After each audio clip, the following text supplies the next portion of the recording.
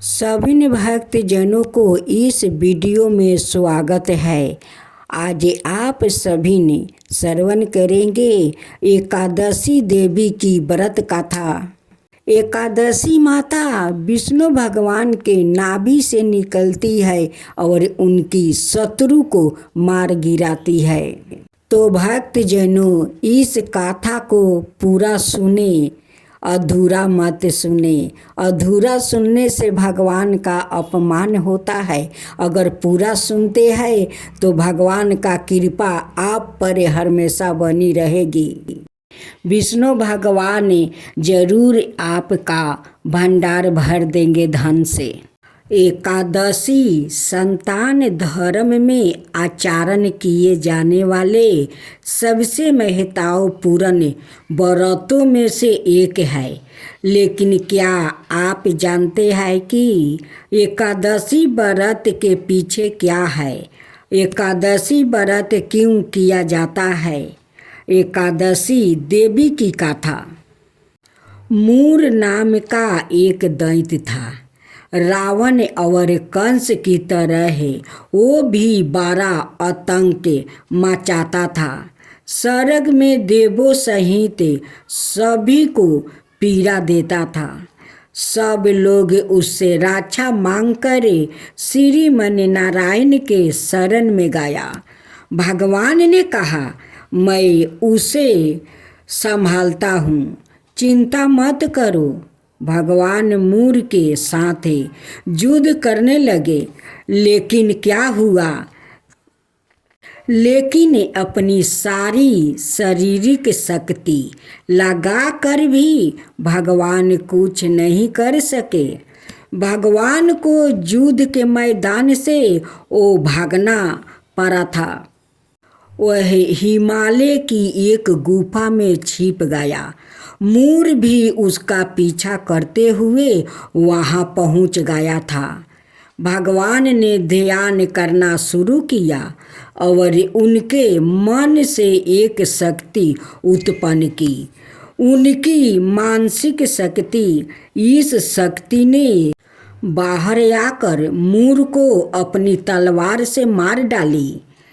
हम जानते हैं कि शरीर में 10 इंद्रियां है, 5 ज्ञान इंद्रिया और 5 कर्म इंद्रिया, 11वीं इंद्रिया है मन। संस्कृत में एकादशी का अर्थ है चौकी। यह देवी उनके मन भगवान की 11वीं इंद्रिया से निकली थी।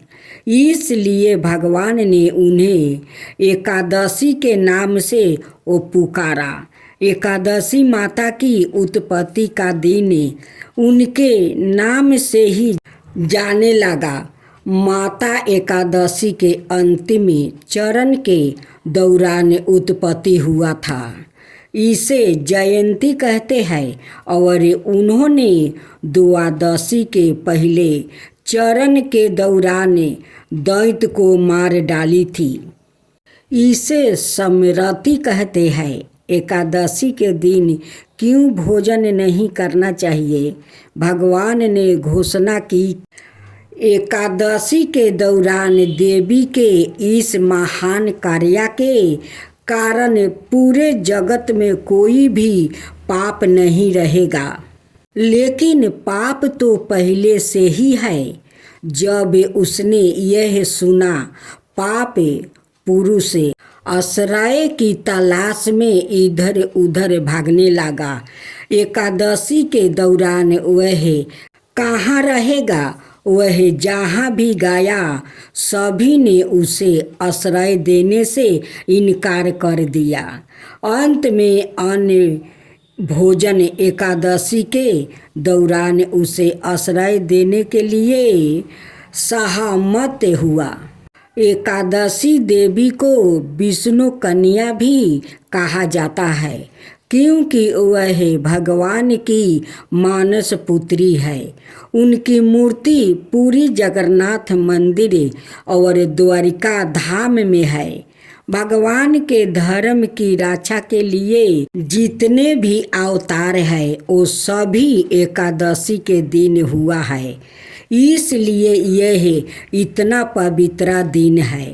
राजा धर्मकीर्ति की कथा। गलवा मुनि का भद्रशील नाम का एक पुत्र था।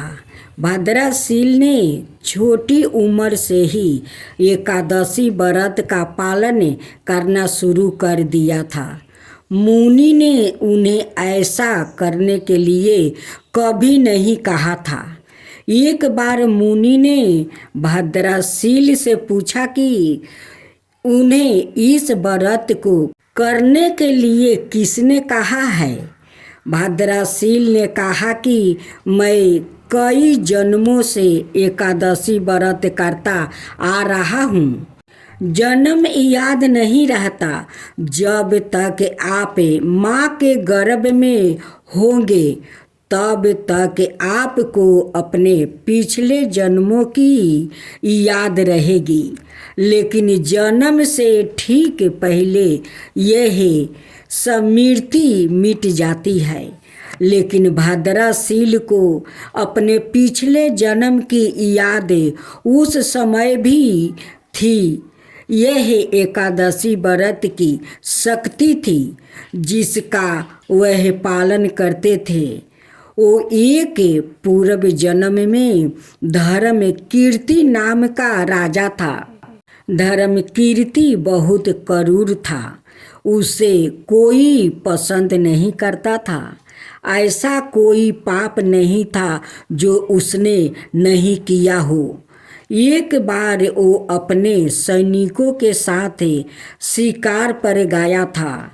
उसने एक हिरन को देखा और अपने सैनिकों को उस हिरन को चारों ओर से घेरने के लिए कहा। राजा ने कहा कि जो भी हिरन को वो भागने देगा उसका पूरा परिवार मार दिया जाएगा। हिरन ने यह सुना और सोचा, बेचारे सैनिकों में इनमें से किसी को भी कुछ होने नहीं दूंगा।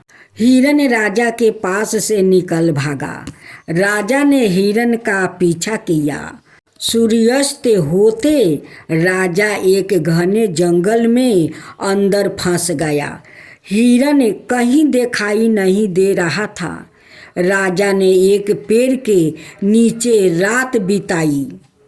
उसने दिन भर में कुछ भी नहीं खाया था।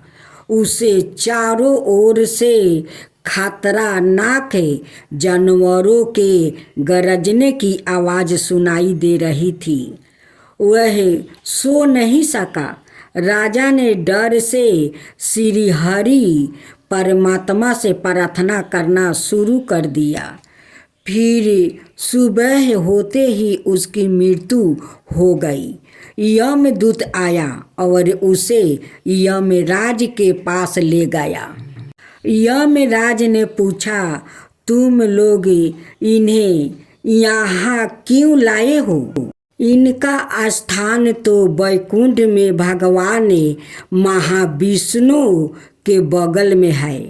लेकिन राजन, यह तो महापापी है। नहीं, वह सब चला गया है। ये अब पवित्र है।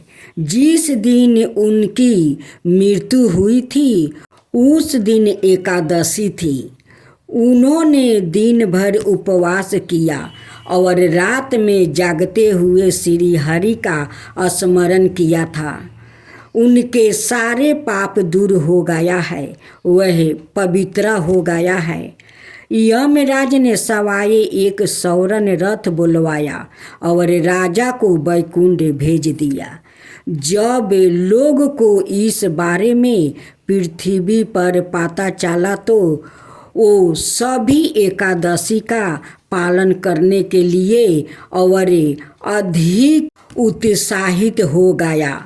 एकादशी और पितरों के लिए कृष्णा पक्ष की एकादशी का विशेष महत्व है।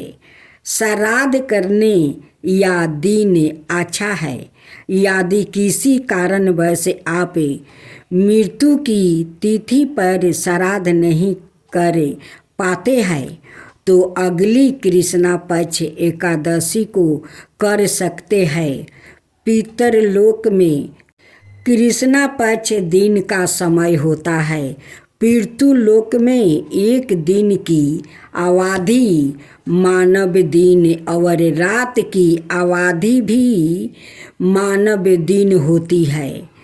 उनके लिए दिन पृथ्वी पर कृष्णा पक्ष के दिनों का है।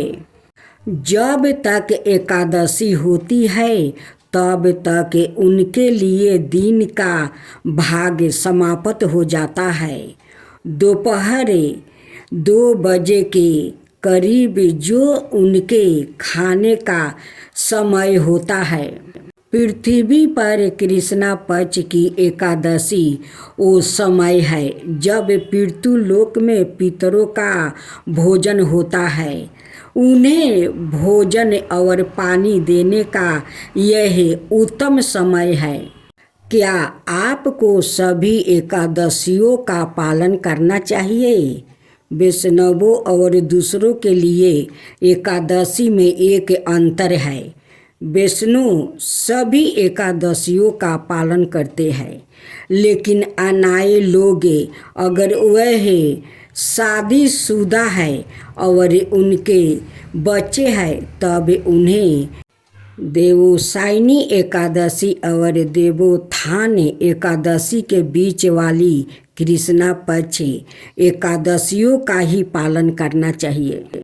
विवाहित महिलाओं द्वारा उपवास के पालन का एक और नियम है। उन्हें पूर्ण उपवास नहीं करना चाहिए। व्रत के दौरान उन्हें फलाहार अवश्य करना चाहिए। पुरुष पूरे उपवास कर सकते हैं, लेकिन महिलाओं को फलाहार जरूर करना चाहिए। महिलाओं को पति की सहमति लेकर ही व्रत करना चाहिए, अन्यथा इसका कोई लाभ नहीं होगा। जिस भी देवता की आप पूजा करते हैं उनके बारे में जानना जरूरी है। आपको यह जानने की कोशिश करनी चाहिए कि कोई भी धार्मिक कार्य क्यों किया जाता है, तभी फायदा होगा। अब श्रवण करेंगे तुलसी माता की गाथा। माता तुलसी का असली नाम बिंदा था। उनका जन्म राक्षस कुल में हुआ था, लेकिन वह श्री हरि विष्णु की परम भक्त थी। बिंदा जब बड़ी हुई तो उनका विवाह जलंधर नाम का असुर से करवा दिया गया था।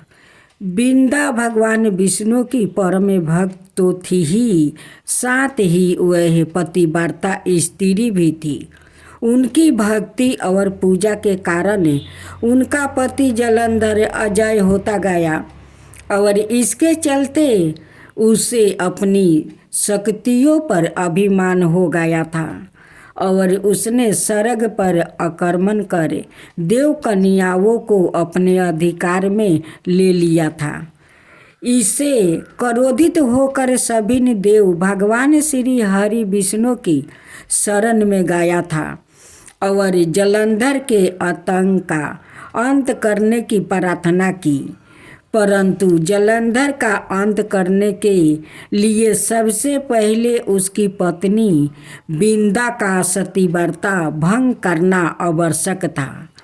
भगवान विष्णु ने अपनी माया से जलंधर का रूप धारण कर बिंदा के पतिव्रता धर्म को नष्ट कर दिया और इसके परिणाम स्वरूप जलंधर की शक्ति छीन हो गई और वह युद्ध में मारा गया। लेकिन जब बिंदा को श्री हरि के छल का पता चला तो उन्होंने भगवान विष्णु से कहती है, हे नाथ, मैंने आजीवन आपकी आराधना की है, आपने मेरे साथ ऐसा कृत्य कैसे किया? इस प्रश्न का कोई उत्तर श्री हरि नहीं दे पाया।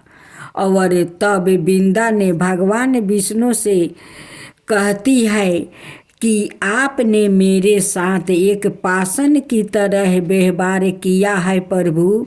मैं आपको श्राप देती हूँ कि आप पाषाण बन जाए। यह कहते ही भगवान श्री हरि पत्थर समान हो गया और सृष्टि का संतुलन बिगड़ने लगा। तब देवताओं ने बिंदा से प्रार्थना की, हे बिंदा, वो अपना श्राप वह वापस ले लो। भगवान विष्णु भी बिंदा के साथ हुए छल से बहुत लज्जित थे और अंत में उन्होंने भगवान विष्णु को वो क्षमा कर दिया और भगवान विष्णु को श्राप से मुक्ति कर जलंधर के साथ सती हो गई। बिंदा की राख से एक पौधा निकला जिसे श्री हरि विष्णु ने तुलसी नाम दिया और वरदान दिया कि हे तुलसी, तुम्हारे बिना मैं किसी भी प्रसाद को ग्रहण नहीं करूँगा। मेरे शालिग्राम रूप से तुलसी का विवाह होगा और कालांतर में लोग इस तिथि को तुलसी विवाह करेंगे। इन्हें सुख और सौभाग्य की प्राप्ति होगी।